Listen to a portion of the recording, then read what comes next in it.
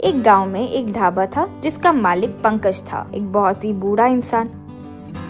उसके पास कुछ नौजवान काम करते थे, 2 लोग कुकिंग के लिए, एक सर्विंग के लिए और एक क्लीनिंग के लिए। सब अपना काम करते रहते थे और पंकज काउंटर पर बैठा था।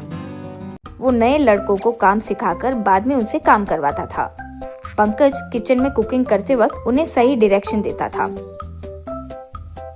सब कुछ ठीक चल रहा होता, पर पंकज के लिए बड़ी समस्या ये होती थी कि कभी कभी उनका कोई लड़का अचानक से छुट्टी मार लेता था। फिर पंकज को उनका काम खुद ही करना पड़ता था, कभी कुकिंग, कभी सर्विंग और कभी क्लीनिंग। इस वजह से वो थक जाता था। कस्टमर्स भी कंप्लेन करते रहते थे। एक दिन एक औरत चिल्लाकर बोली, अरे भाई, बिरयानी का ऑर्डर दिए इतना देर हो गया है, आप लोग कैसे काम करते हो? एक और आदमी ने बोला, मुझे अभी तक ऑर्डर नहीं मिला, अगर नहीं देना है तो बोल दो, मैं जा रहा हूँ। इतना लेट होता है क्या यहाँ? फिर सर्व करने वाला आदमी किचन में काम करते हुए पंकज से, सर, वहाँ कस्टमर्स गालियाँ दे रहे हैं, आप क्या इतना आराम से खाना बना रहे हैं? जल्दी बनाकर दो सर। यूँ कहा। पंकज सर पकड़ लिया। कर्म रे, ये सब मेरे कर्म है। आज दोनों ही रसोइये एक साथ काम से छुट्टी ले लिए, अब कल कौन लेगा पता नहीं। तुम लोगों को काम पे रखने के लिए मुझे खुद को ही चप्पल से मारना चाहिए। ऐसे कंप्लेंट सुनकर पंकज परेशान हो गया था। जो लड़के छुट्टी लेते थे उनका बर्ताव भी अजीब था।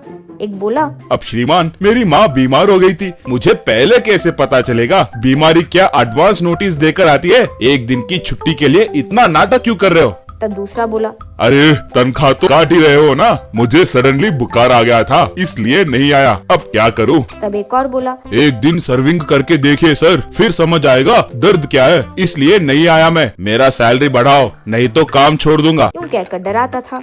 एक दिन पंकज सोच रहा था, ये सब नौकरी शुरू करते वक्त कितने तमीज से बात करते हैं, पर काम सिखाकर काम में लगाने के बाद ऐसे बदल जाते हैं। कुछ कहने से काम छोड़कर चले जाते हैं। अब मैं कब तक ये सब सहूंगा? यूँ सोचा। फिर एक दिन एक महंगी गाड़ी ढाबे के पास आई और एक नौजवान उसमें से उतरकर ढाबे में आया। उसने कुछ ऑर्डर किया और सर्वर के लाकर देने के बाद वो खाना खाने लगा।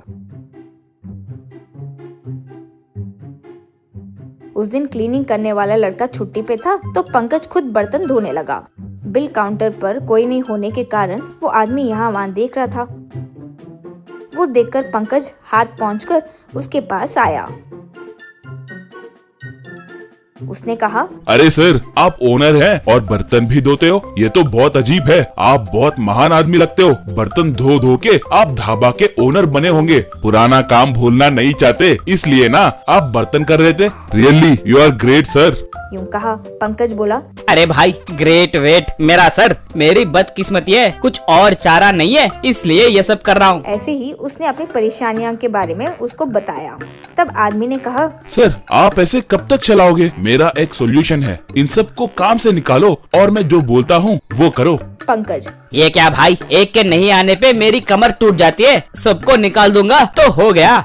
तब वो, देखिए, मेरा नाम चतुर्वेदी है, मैं एक 5 स्टार होटल का शेफ हूँ। मेरे पास इसका सॉल्यूशन है। आप एक बड़ी सी टेबल पर स्टोव लगवा दीजिए, कुकिंग सारा उसी पे कीजिए। आप बोलेंगे सर्विंग कैसे करे, तो सभी टेबल्स उसके आसपास सेट कर दीजिए। कस्टमर्स जो ऑर्डर करे आप तुरंत बनाकर उनके सामने सर्व कर दो। गर्मा गर्म। और क्लीनिंग का टेंशन खत्म करने के लिए डिस्पोजेबल प्लेट्स और ग्लासेस का इस्तेमाल कीजिए। यूँ कहा। पंकज ने उसका आइडिया मान लिया और काम को वैसे ही सेट कर दिया। सब नौकरों को काम से हटा दिया। अब कस्टमर्स टेबल के पास बैठे, ऑर्डर करते और पंकज तुरंत ही वो चीजें बनाकर उनको सर्व कर देता था।